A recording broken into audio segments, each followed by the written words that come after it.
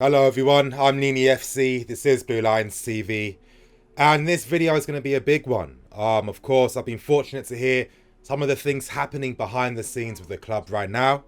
It's not looking too great, and in today's video, I'm going to be breaking down things into different sections. I'm going to be starting with contracts and players that will be signing new ones. I'm going to be talking about the futures of Eden and Callum Hudson-Odoi, and I'm going to be ending things by talking about the transfer ban and how things are looking like as the year goes on. You guys, if you like the video and you enjoy the content I bring, smash that like button, help me get more than 500 likes for today's video, and press the bell notification button as well to stay tuned to all things Blue Lions TV. This week, I'm going to be dropping big videos over the week, so make sure you stay tuned for that because you can't afford to miss out on these videos. Getting straight into the video, starting with contracts. Now, something that was released a few days ago, and there was something I heard about, for a while now, was Rudiger getting a new deal. Now, I can't really call this breaking news now, but, Rudiger will be signing a new 120k per week contract. It's going to be a long-term contract, and he's not the only player that will be signing a deal. David Luiz is going to be getting a new contract as well, but when it comes to David Luiz, he actually has a clause instated in his contract meaning that the club can activate adding another year whenever they want. And it's basically similar to Man United and Martial. There's also additional news on David Luiz, and it's going to link in with the second part of this video. I've been told that David Luiz will be instated as club vice captain for next season, so that basically tells you everything you need to know. There's another major shock as well because it looks like Cesc Fabregas is going to be getting a new contract as well. Now, I can tell you guys that just last week, Fabregas did reject the offer that Chelsea made, but negotiations are continuing. Now, when it comes to Cesc, it is actually quite weird. I mean, the club have been looking to sell the guy for the past 2 seasons now. Now, the talks with Cesc and AC Milan are real, they are currently happening, and that's one of the reasons as to why Cesc rejected the contract proposed from Chelsea, because he knows now that he can get a bigger contract at Milan, and if Chelsea want him, yes, he knows he can't get 200k per week, but it has to be a lot closer to what AC Milan are offering. Now, when it comes to negotiations between Cesc and Milan, I have heard a few interesting things. One of the first interesting negotiations was the fact that Chelsea actually considered letting him leave on a free, meaning that, of course, they could save out a lot of money on not paying his wages. And basically, if they let Cesc Fabregas leave for Milan, we would want a guarantee that AC Milan would sign Bakayoko at the end of the season. If we sell Baka to Milan, we effectively get our money back for him. The only stumbling block between Milan and Cesc is the fact that Cesc is still exploring his options, and obviously it comes down to money. I think there's been a difference in valuation between Chelsea and Milan don't want to agree to the transfer fee that Chelsea want. Now, when it comes to Willian, I haven't heard anything. Everything's been quite conflicting, so I'm not going to report on that. But one interesting thing I did hear about Willian, he actually expressed his frustrations to the club in regards to us not being good enough now. Now, when I heard this was before the Man City game, but Willian said that if nothing is done to rectify this, he is going to be considering his options. And that's currently the contract situations with some of our players right now. But of course, you might be asking yourself, wow, why are we offering some of these deals to players like this? A few years ago, we wouldn't even offer squad players contracts like this. But of course, this all links in nicely with the final part of the video, and that's going to be me talking about the transfer ban situation. Moving on to the second part of the video, that's in regards to Eden Hazard, and it's not looking very promising in regards to Hazard and his long-term future with us. Now, what I've been hearing about Hazard within the past 2 weeks is that he's still quite 50-50, but hear me out first. Now, he told the club staff that yes, he will be staying, but over the past week and a bit, he told the squad that he does want to move and he does want to leave for Real Madrid. Now, I can tell you that Chelsea have offered Hazard a 400k per week contract, but I don't know the conclusion on that, so I can't really offer much context for this point. But there is real fear happening at Chelsea right now that Real Madrid are going to be making a move this January. Now, I'm going to give my opinion on this story now, and let's not forget that Real Madrid don't want to spend a fortune for Hazard. Now, here's where I give my opinions on this news. Real Madrid still need to meet Chelsea's demands, but our demands become weaker and weaker, knowing that Hazard is approaching his final year in his contract, and once that happens, we can't command crazy fees for his services. If it potentially went down like that, the most we could get for Hazard would be around 80 million. Now, of course, we can make things difficult for Real Madrid. One thing I have been hearing recently over the past few weeks is that we aren't going to be signing Kovacic at the end of the season. And with Real Madrid's interest in Hazard, it does make a bit of sense because it's quite obvious that Real Madrid have been planning for Hazard. They gave us Kovacic quite easily, knowing that, yes, we could potentially use him to try and sign Hazard, to try and build that relationship up with us. Obviously, us refusing to sign him could make things more difficult for Real Madrid. One worrying thing I have heard is that there is no backup plan for Eden Hazard. The club haven't been thinking about that. All their efforts have been on trying to get him to sign a new deal. And this final point links in nicely with the third point, and that's the fact that with our potential transfer ban incoming, we could potentially use that in our favour to try and stop Hazard from signing for Real Madrid. And it's like, cast your minds back to Griezmann and Manchester United. Now, Griezmann was going to sign for Manchester United, but Atleti got the ban, and Griezmann decided to stay because he felt guilty leaving the club now, knowing that they can't bring in a replacement. Now, Hazard has been treated amazingly well by the club over the years.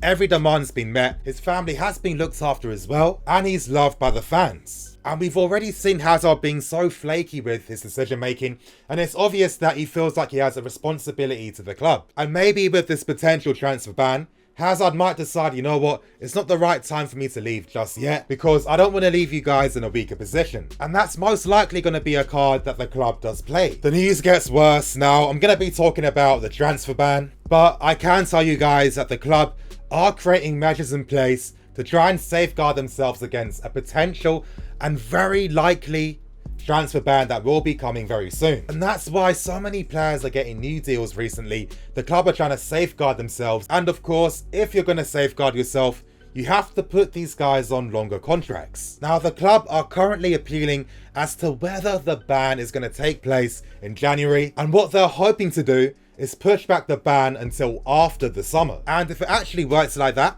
that's going to help us sign our transfer targets. But of course, this all comes down to FIFA's decision. They have every right to give us a 2-year ban in the transfer window. Now, originally, the club were thinking that the transfer ban might just come from signing youth players, and to be honest, we only sign a handful per year. But the allegations are way more serious than that. There's been gross misconduct from our part when it comes to signing these youth players. Now, Bertrand Traore was originally the guy seen as the main culprit, but there's been other dealings, in particular, a young goalkeeper we did sign a few years ago. His name is Nicolas Tay. He was also signed against the rules. But of course, it must be serious gross misconduct if we are going to face such a heavy sanction. I mean, we've seen what's happened with Atletico Madrid, Real Madrid and Barcelona. Now, the reason why I'm saying that it's not down to Bertrand is because when he originally came in 2013, the club was stating that he hasn't signed a contract with the club. He didn't officially sign a contract until he turned 18. But it's down to other transfer dealings, and I don't know. I'm going to give my opinion now. I do find it kind of baffling that we risk it all for these young players when there's no strategy in place to use them, and we don't even actually give them first team opportunities. So I don't understand. I really don't. And it's just typical of our club with all the contradictions at play. And it just speaks volumes about a club not being run properly. Still, I can sympathise. I know that when it comes to signing players under the age of 18 and 16, it can be very difficult. There's a lot of laws in place. And a lot of times, clubs like to find workarounds around this. For example, when we signed Christensen, we offered a job role to his dad. And that was able to help us sign Christensen from such a young age. And of course, by doing that, we beat the rest of the competition to his signature. I can confirm to you too that Chelsea won't be giving a scholarship deal to a youth player. I'm not going to be saying his name because I told my sources that I'm not going to say anything. But this guy was signed only a few years ago from another club in London, and the club have taken a safety measure and released him so they don't potentially get further punishment. But if there's one thing you take from this video, that's the fact that the transfer ban is looking like a very, very likely thing. Safety measures are in place now, and that's why we're seeing so many players signing new contracts. Anyway, I will be doing a live stream talking about our potential transfer ban. Joe Tweedy will be on and other guys as well, so make sure you stay tuned for that. And I'll let you guys know later when the live stream is going to take place. And to end on the final piece of bad news for today's video, that's in regards to Callum Hudson-Odoi. Now, I can tell you that Callum's dad and Marina did have a big falling out. Now, one of the major stumbling blocks when it comes to Callum signing a new deal comes down to the fact that Hudson-Odoi's camp doesn't feel confident in how Hudson-Odoi is going to be used by Chelsea. Callum's camp just doesn't trust Chelsea's approach when it comes to developing Callum Hudson-Odoi. And it's quite obvious as to why they're not going to trust us. I mean, how many players have been messed up with poor loan moves? They don't want the same thing to happen to Callum Hudson-Odoi. It makes a lot of sense. But one of the major issues we have with negotiating for Callum is with his agent. Now, I've been told that Callum's agent is a bit similar to someone like Raiola, and he has a lot of high demands in which he's hoping Chelsea are going to fulfill them, and his demands are quite high. Now, I can't give you any information in regards to what these demands could be, but if I had to take an educated guess, I'm guessing it's going to come down to first team opportunities. Now, it's not the first time that Chelsea have dealt with a player like this.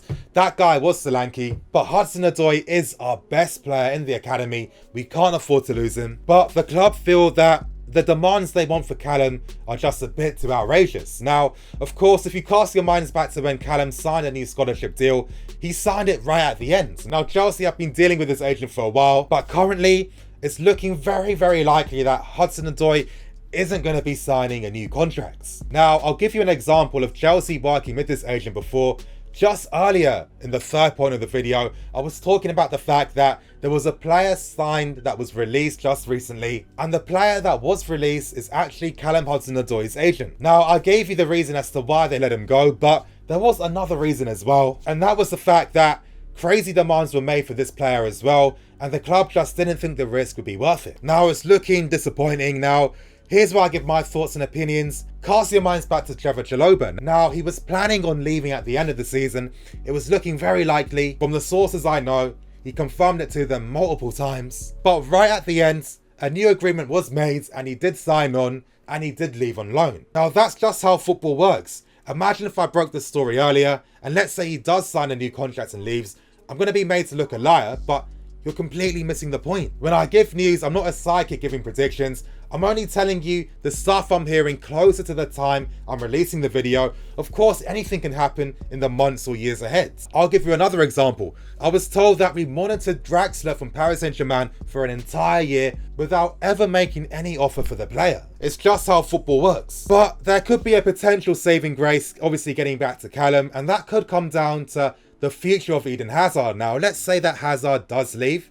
There could be a real opportunity now for the club to make a statement and for the agent to find an agreement with the club in regards to Callum Hudson-Odoi's future. If Hazard goes, it makes sense to try and give Callum some game time to grow in that position, because let's be serious, if a ban does come, and let's say worst came to us, we sold Hazard during a ban, we're gonna have to rely on these players. And so far, Callum has all the leverage. You know, clubs like Bayern Munich, RB Leipzig and Monaco have made bids for the player. He is really in demand, and Chelsea just couldn't afford to get a transfer ban, losing Eden Hazard and losing their best youth player on top of that. That's too crazy. But in the comment section below, give me your thoughts and opinions. And just before I end the video, I want to give a few thoughts of my own in regards to all the news I've heard over the past week. And what I keep thinking to myself is, I can imagine that Roman's going to get to the point where he does end up selling Chelsea. Now, he's been having a lot of personal and political issues in his own private life. Let's not forget, he got divorced from his second or third wife. And we all know that the only thing that affects the pockets of billionaires is divorce. Look what happened at Monaco with their owner. Originally, their plan was to spend big and bring in marquee players. Once that divorce happened and he lost half, they rechanged their entire strategy and focused more on signing youth players and selling them on for a higher value. Let's not forget, Roman has invested a ton of money in the club over the past 15 years. And when you look at the current situation, you know, with Hazard going, Hudson-Odoi going, a transfer ban, and with the whole stadium issue as well, millions were spent on plans for the stadium. The stadium is the big plan to really help us reach new financial heights for the future. If we can't get one sorted out, it's really going to affect us for the next few years. And having that massive delay is only going to affect our finances in the years to come. And on top of that, when he can't actually return to England, we haven't seen Roman in the stadium for a while now. It's not looking too good in my personal opinion. Now, there's been so many reports and rumours of us potentially selling. I honestly feel like that could be a very realistic proposition. What does that mean for our future? Well, who knows just yet. We know how big business likes to work. Normally when new owners come in, they want to make statements immediately. But that always comes down to, if we get the right owners, and if that's going to affect the strategy going on in the future. But one thing I feel is safe to assume is the fact that, is the club exactly in the image that Roman was hoping for? Over the past 15 years, there were grand ambitions for what was going to happen at Chelsea, but since then there's been no new stadium, we've only won one Champions League, there hasn't been a sustained period of success, and just this decade alone, we've lost out on so much money in regards to poor transfer business and missing out on Champions League football. It gets you thinking after a while, how much time can I invest in something that really isn't benefiting me financially? And to be honest, you guys, I'm starting to feel like we've gone as far as we can under Roman Abramovich.